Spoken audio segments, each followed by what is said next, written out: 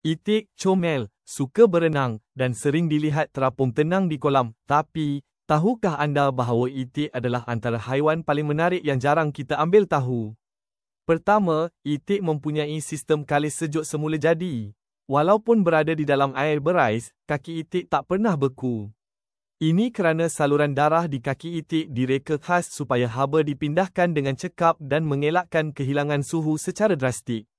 Hebat, kan? Faktor kedua, itik sebenarnya boleh tidur dengan sebelah otak sahaja. Ini membolehkan mereka kekal berjaga-jaga daripada pemangsa. Jika anda nampak kumpulan itik tidur, perhatikan, biasanya itik di bahagian tepi kumpulan akan tidur dengan satu mata terbuka. Ketiga, bunyi itik adalah berbeza mengikut jenis, umur dan juga jantina. Dan tahukah anda, bunyi itik sebenarnya boleh bergema? Walaupun ada mitos kononnya, kuakan itik tak bergema, sains dah buktikan itu tak benar. Ia bergema, cuma sangat lembut. Fakta keempat, bulu itik kalih air.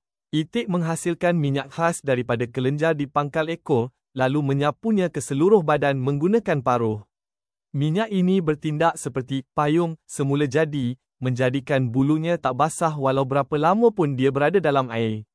Dan akhir sekali, itik sangat setia. Banyak spesies itik membentuk pasangan hidup sepanjang hayat.